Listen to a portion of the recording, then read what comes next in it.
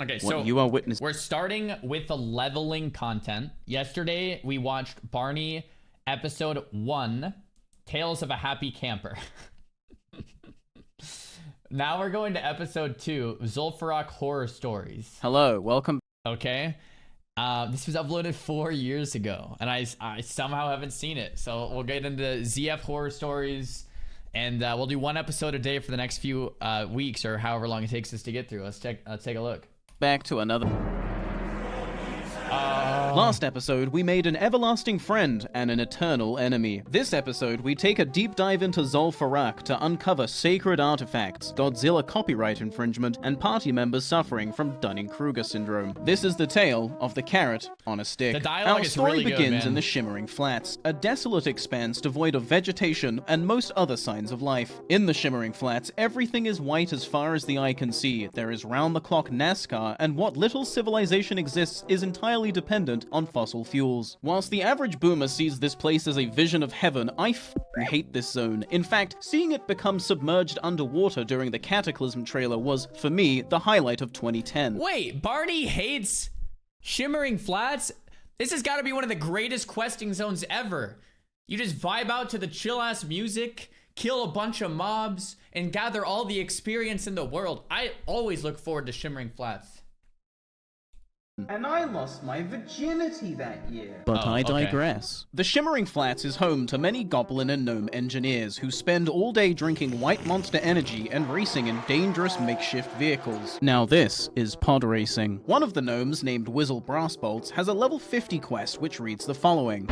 Deep in Zul'Farrak, the Trans City? That's not... Deep in Zul'Farrak, the sand troll city in Tanaris, there is a sacred pool. From that pool, the trolls summon a huge beast, Yeah. Gahz'rilla. That's the carrot on a He's stick, so right? fierce, even Wait, he's a gnome. He wouldn't sound like that. He's so fierce that even his scales crackle with energy. It's that energy I want to harness for my car. Bring Time me is the money, electrified friend. scale of Gahz'rilla. And in exchange for my trouble, he offers a highly sought-after trinket, the carrot on a stick, which, as you Yeah. know from last episode, Very increases good. mounted speed by 3%. Okay, seems simple enough, right? Just gotta go to a dungeon, kill a boss, bring... You are wrong. Oh, my sweet viewers, I wish I could tell you it was going to be that easy, but mounted speed comes at a cost, and if you want it, you must be prepared to pay its price. The task ahead was going to be gargantuan, and with my current level being way lower than is recommended, my chances of success were slim to none. But you know me, I believe. Iron Will, Ninja Way, whatever, fucking roll the next part of the video. I believe. Welcome to Lordaeron, the northern part of the Eastern Kingdoms. 3 years ago, the denizens of this beautiful land lived in peace under the Alliance of Lordaeron. The elves in the north were happy, the humans in the middle were happy, the dwarves to the south were happy, and the gnomes were gnomes. And then the prince became a Death Knight and killed everyone. With his mind-controlled army of the dead, Prince Arthas marched north towards the elven city of Quel'Thalas on a learning a mission to lot. seize the means of production of Sunny Delight. During the battle, a certain high elf named Sylvanas, please don't ruin my character, Windrunner, told Arthas that the skulls on his armor look, quote, a bit gay. In response to this, Arthas tore her soul from her body and turned her into a banshee. Some would argue that this was a disproportionate reaction. After wiping out the population of northern Lordaeron, Arthas' mind control would dwindle and he'd fuck off back to Northrend to cry about it. No longer mind controlled, all the undead who used to live in Lordaeron were like, oh, I guess we just go back to living here then? And so Lordaeron became home to the Forsaken, the no longer mind-controlled undead army led by Sylvanas Windrunner, and they're all super pissed at Arthas. I'm sure they will forgive and forget. Wait, is this actually the real lore? I didn't know that, but now I feel like, how did I... That's the real lore? Oh my gosh. I've never seen Barney. I don't know the damn lore. We're becoming educated, boys. Yes. That was pretty good. All right. We had forgotten. Did you think we had forgiven? Never mind. But if we go back even further, Lordaeron was originally home to the forest trolls of the Armani Empire. For hundreds of years, the trolls did troll stuff, but then the elves arrived, and they knew magic. Discovering that the trolls were susceptible to fire, the elves pushed them south and established Quel'Thalas, and the trolls were pissed. But then the humans arrived, and the elves taught them magic. Discovering that the trolls were susceptible to fire, the humans humans pushed them east and established Lordaeron, and the trolls were pissed. Present day, the once great Armani Empire now looks like this, reduced solely to one area, the Hinterlands, and the trolls are pissed. But why did I just tell you all that? Well, remember this gnome who just so casually asked us to kill Gahz'rilla for electrified scales? Yeah, it turns out this Gahz'rilla is actually a demigod secret boss, and his summoning ritual requires you to be in possession of an enchanted mallet. How to obtain the enchanted mallet, you ask? Well, luckily for me, this troll left an ancient tablet in their will, and it details how to obtain it. To create the Mallet of Zul'Farrak, one must first travel to the altar of Zul and obtain the sacred mallet from a troll keeper. Next, one must bring the sacred mallet to the altar atop the troll city of Hinterlands. Using the sacred mallet at the altar will infuse it with power and transform it into the Mallet of Zul'Farrak. Okay, seems simple enough, right? Just gotta go ask the Troll Keeper for the mallet, then I go blank. You are wrong. The Troll Keeper in question lives in the Hinterlands. The Troll Keeper in question is part of the aforementioned Armani tribe. The Troll Keeper in question is pissed. Now, I could spend the next couple years of my life working as an envoy for the Horde, easing tensions and improving relations with the Armani tribe, earning their trust over several years, and then eventually cashing in my socio-political clout points for a sacred mallet. But I don't have time for that. I just want to make Mount go fast. And so I set off for the Hinterlands on a mission to obtain the Mallet of Zul'Farrak, the item required to summon Gahz'rilla. Following the directions of the tablet, I made for the altar of Zul, where the mallet's keeper would await me. Upon arriving, I find that the mallet's keeper, whose name can fuck off, is a level 50 elite mob. Oh, that's not good. And being a level 43 reanimated pile of bones, I begin to have second thoughts. Oh no, she's level 50! Now, you guys know me. The last thing I am is a quitter. I always stick it through to the end and I don't quit, but I'm gonna quit. But just as I turned to leave, I looked up and saw a familiar face, a mage by the name of Meryl's, who just yesterday I had a whole adventure with, the footage for which is unfortunately lost forever due to Windows' patented shutting down your computer right now. Fuck you, technology.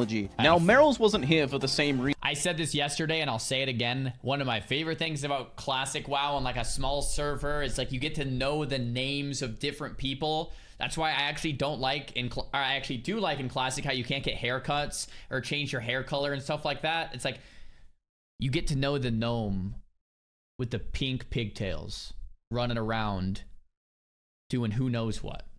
All right, like it's just cool. You get to know people's names. It's a community. You see them leveling up with you. You group up with them. You talk to them. Maybe they help you on a quest. Maybe they don't. It's just fun, man. Reason I was, but that didn't stop them from being a total bro and helping me anyway. Together with this random warrior, we managed to take down Fuck Off and obtain the sacred mallet. Now we just had to bless it. The intended way of doing this is to battle your way through the troll city of Hinterlands, a city littered with elite mobs that increase in level as you ascend, eventually culminating in a grand battle with the leader of the tribe, Vile Priestess Hex, who is blocking your access to the altar required to bless the sacred mallet. However, my teammates opted for the high IQ play of running in, dying, walking back to your corpse, and repeating until you reach the summit. Being the insecure rogue player that I am, I simply stealthed my way to the top. God, I fucking love being a rogue. Once there, we waited for the priestess to turn her back. Then Meryl turned the watchman into a sheep, and we scrambled to bless the mallet before the priestess turned back around. Now, with the Mallet of Zul'Farrak in my possession, I was ready to find a group and start my dungeon experience. Yeah. I've actually never done that quest before. In hardcore, I always skip it for obvious reasons. Like the mallet quest, if you're not a rogue.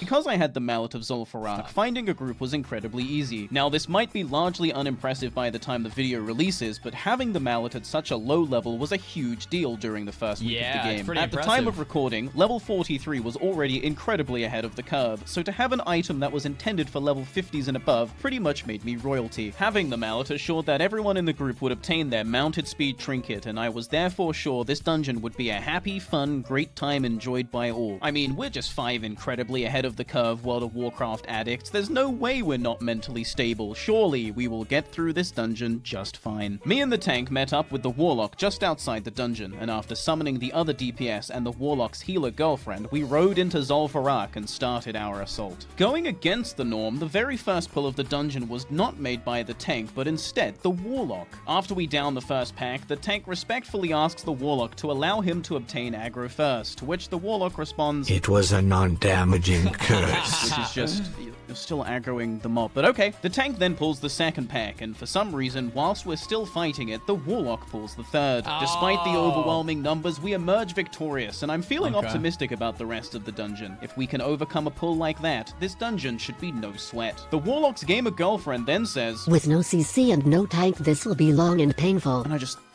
What? It is at this point the tank asks the question on everyone's mind. You guys knew? The Warlock then despawns his DPS pet and summons his tank pet, confirming what we all suspected. But that's okay. New players are players too, and I'm sure this Warlock will learn as the dungeon progresses that the tank should be the one to pull mobs. The healer then chastises the tank for two-hand tanking, which is literally not a problem, especially not at this level. Further cementing in our heads that these two partners in crime are the worst type of moron. A moron who speaks with conviction on a subject they very clearly know nothing about. The next pull goes smoothly as the tank was able to get aggro before the Warlock. Shocking how that works. But the two warriors were very clearly still feeling the effects of the priest's last moronic idiot statement. To combat the plummeting morale at the hands of these two retards, I attempt to bolster the troops. We are doing fine and will continue to do fine. The healer then immediately complains about going out of mana in the previous fight. You know, the one that was so tough because her boyfriend pulled the entire pack. Next, the tank tells us to follow as we are going to walk in a specific way to skip a couple of mobs. To my dismay, the Warlock had not mastered the ancient art of desummoning your pet, and so everything was pulled anyway. Thank you, Voidwalker. Fortunately, we make short work of them, and the tank asks that the Warlock put his pet on passive during shortcuts to avoid such blunders in the future. The Warlock then tries to use what I said earlier about letting people play how they want, I was referring to the tank, as an argument to be made why he should be allowed to keep ninja pulling mobs. Further ahead, by some grace of God, we actually managed to conquer the first boss. Further ahead still, we come to the second boss, who spawns when you get too close to his cave. The warrior warns the Warlock in advance, but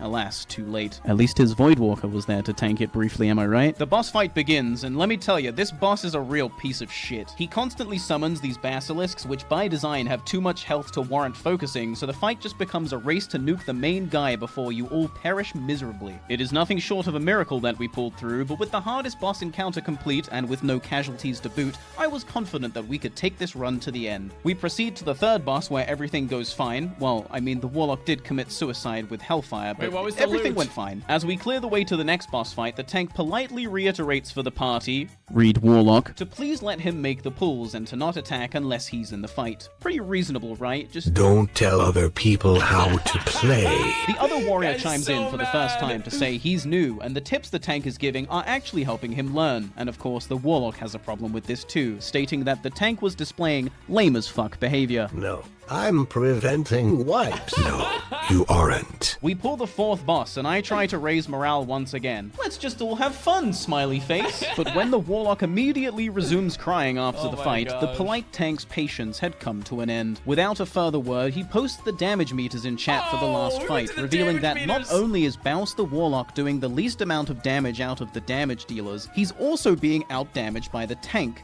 and the healer. In fact, his pocket healer girlfriend is doing more than double his damage. Now, I'm no therapist, but I suspect being presented with the irrefutable evidence that he was fucking useless shattered through his Dunning-Kruger syndrome and induced a psychosis. I really don't care what you think. What do you think?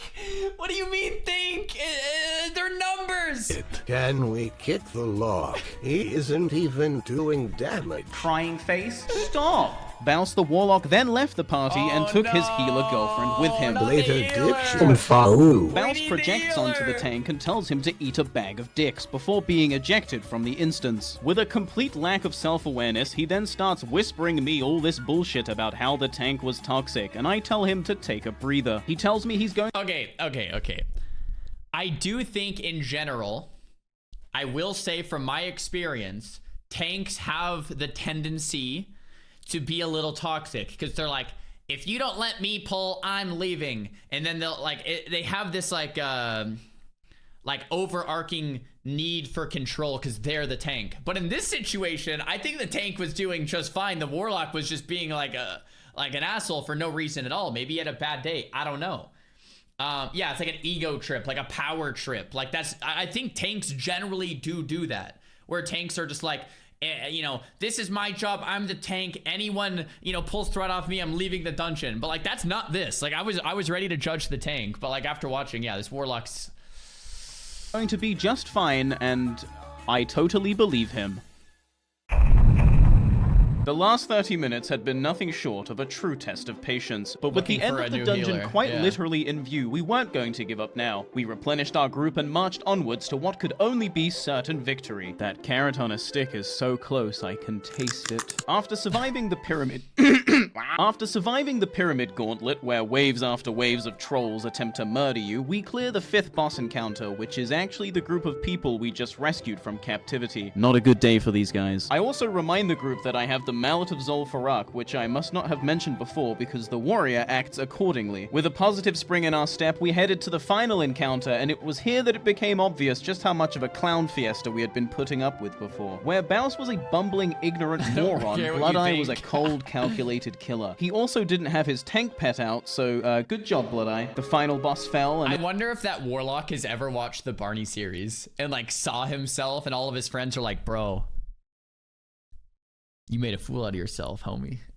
Like, you made a complete fool out of yourself. Like, I wonder if he's seen it, man. It was time to move forward to the true goal. Gahz'rilla. For an hour, I had suffered through an agonizing dungeon experience at the hands of 2 idiots, but I was finally about to reap the rewards of my patience. Except not really at all, because we accidentally pulled one too many mobs on the way and wiped, and then Bloodeye immediately quit. Good job, Bloodeye. The party subsequently fell apart, and I was left carrotless and heartbroken. I'd like to tell you it gets better from here, but we really are just getting started. Group 2. 15 minutes later, I find myself invited to another group. Having the Mallet of Zul'Farrak truly makes you feel like the only dude at the party with weed. We make it to the cave, and once again, someone accidentally triggers the boss fight. We wipe. No problem, though. Everyone actually seems competent this time, and it is an easy mistake to make. After explaining how the trigger zone works, we attempt the fight again, but unfortunately eat shit because the party leader was focusing the ads instead of nuking the boss as you're meant to. We wipe again, the healer leaves, and I am removed for having a, quote, bad attitude. I don't know what I did to trigger this man's inferiority. Now this is the classic experience, man. This is the classic experience. Complex, but I can only deduce that he was threatened by my Chad aura. What can I say? Being an alpha peak male specimen really is a curse. 20 minutes later, I get into another group, having Mallet of Zul'Farrak, you know the drill. Fast forward to the cave, same shit, different group. Boss gets pulled, we actually come out on top, and an agility ring drops, which is a nice upgrade for me, but then the healer needs on it and wins. When confronted, he went on an insane tangent, accusing me of conspiring to sell the ring instead of using it, and so he took it to prevent such an injustice. Wow, what a hero. Even after checking my gear and seeing that it was indeed an upgrade, he stands by his ignorant, objectively wrong statement, trying to coax the rest of the team onto his side. Thankfully for me, the rest of the party are sane, stable people, and they do not concede to his bullshit. They tell him to give me the ring, and after he does, he pulls a bunch of mobs, wipes the party, and leaves. If you're starting to see a correlation between being ahead of the curve and being a crybaby loser, I applaud your perception. Yes! Another 20 minutes pass. We refill our ranks, reset the instance, and try again. 5 minutes in, our warlock gets stuck in a wall, his pet pulls everything, and we fucking die. I close my eyes, take a deep breath, and pray to whatever God will hear me. Please, please just give me one good group. I just want my carrot, please. I just want to go fast. We return to the instance, and suddenly everything starts running smoothly. We take down packs with no problem, the first boss falls, and we're on track to make it to the second boss in record time. The tank then leaves the party, and Hearthstone's out.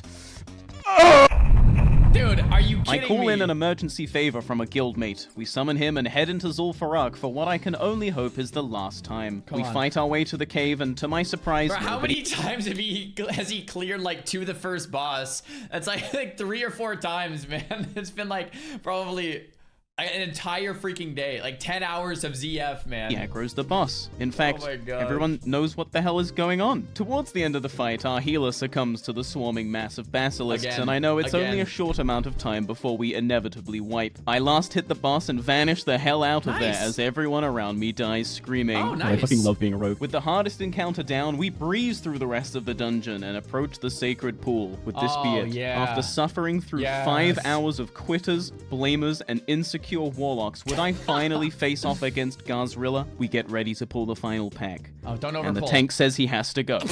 Just kidding. We steamroll the pack, Okay, and I walk up to the gong, strike it with my Mallet of Zul'Farrak, and finally we summon Gahz'rilla. Slowly, he emerges from the pool before entering into a full sprint, charging into us and knocking us airborne. Holy shit, this is a real fight. Holy shit, he's so tanky. After being knocked airborne again, I use this downtime to ingest a tasty beverage. G Fuel, 10% off with code Barney. Gahz'rilla puts me in a block of ice for 10 seconds, and after emerging from my icy tomb, I make the final incision. Gahz'rilla is defeated. We did it. I did it! And that, my friends, is the tale of the carrot on a stick. And hey, if you like my videos, consider supporting me on my brand new Patreon. Patreon. Yeah. More WoW Classic videos to come. Please like and subscribe. Okay, bye. Bro, that was good. That was good. I must admit, I'm getting pretty hooked. ZF horror stories from Barney. That was episode 2. Tomorrow we'll check out episode 3, all right? That's good. That's good. One more? No, chat. What we're doing is 1 per day, all right? Go easy. Go easy. We're doing 1 a day. Everybody relax. Everybody take a deep breath. More Barney 64 tomorrow, okay?